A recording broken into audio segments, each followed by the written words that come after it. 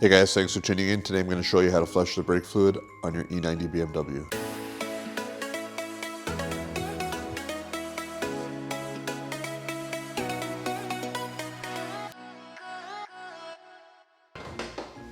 To start with, we're going to remove the cap. You may have some cowling covers here, just keep that in mind. Just using a turkey baster to suck up fluid.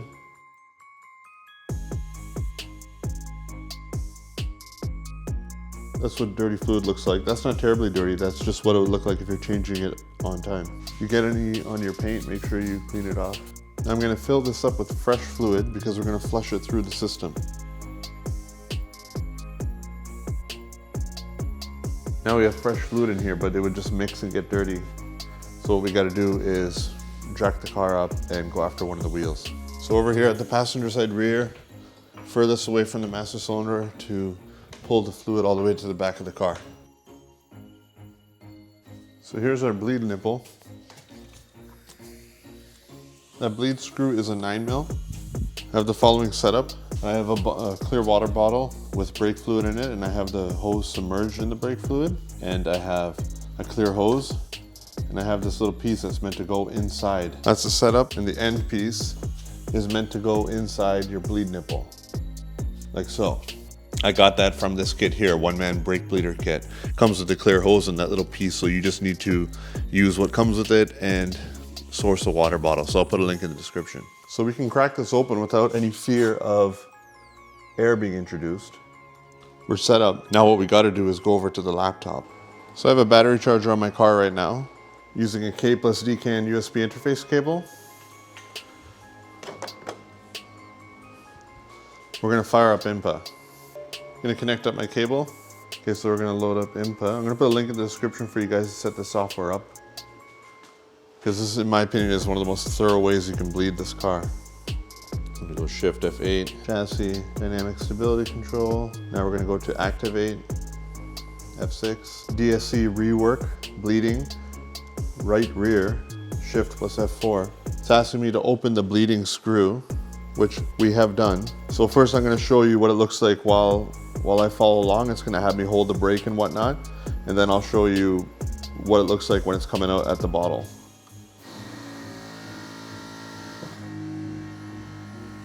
I'm following along.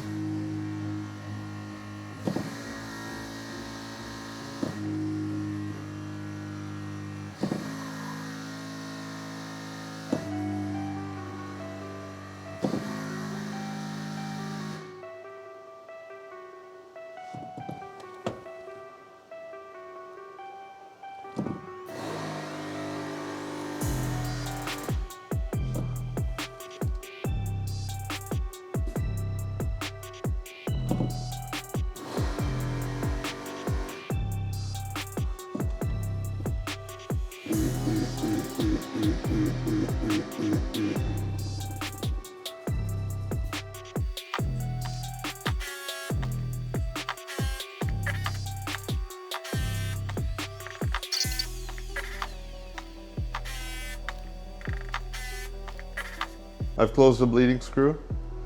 I'm gonna shut the car off now. So now you really do eat through fluid quite a bit, so you gotta keep this fully topped up while you're doing this. So you can see how much more fluid is in that bottle now from just that one wheel. It's quite the aggressive flush. And really that's pretty good. If you look at the quality of the fluid that's coming out of here now, it's very clear. So if I really want to, I could call it good here. This is a pretty good flush. I don't have to do all 4 wheels. So what I think I'm gonna do is just do the other side, and then, you know, at the end of the day, it'll be 90% flushed, and I don't have to worry about doing each wheel. So I'm gonna call that good, but I wanna show you guys as this fills up.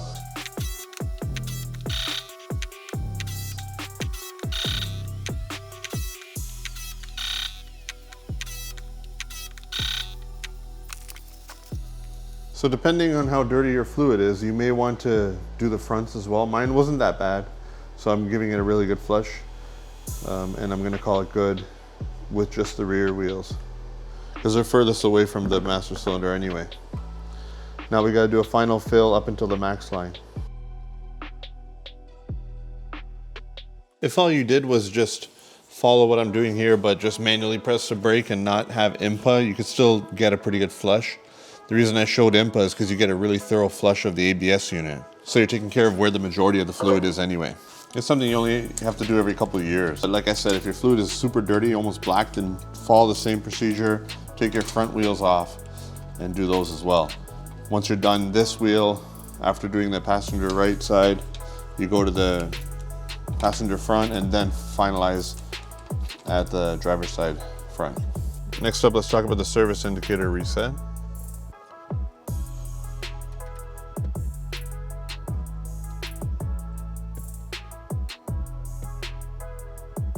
You gotta reset that. If you have an error like that clock you need to be reset, just press your BC button, press and hold the left reset button, and then you have your various options here. You'll just use your BC button to cycle through.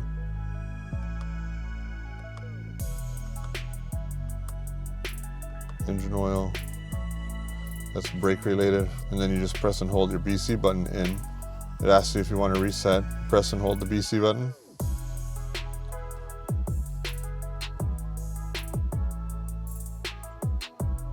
All right, that's reset. Now we're good on brake fluid. So I have to do my oil change, of course, that's next up, but that shows you how to reset your brake fluid indicator. If you're new to my channel, check out the mileage, 195,000 almost. And it's all because I've been on top of maintenance like this. For anyone wondering, that's my oil of choice and filter of choice. I'm gonna get busy on an oil change on this car now, but no point filming that, of course. So there you go, guys. If you wanna flush your brake fluid on your E90 and you wanna do it really thoroughly, you can use INPA. I'll put a link in the description so you guys can download that and set that up for yourself if you haven't already. If you don't have INPA and you kinda wanna follow along and just basically pump the brake pedal, you could do so with the equipment I used in this video. So check the description for the one-man brake bleeder kit as well. And of course, you guys can just find your own water bottle. So thanks for watching. If this is the first video you're catching on mine, consider subscribing. I do upload regularly.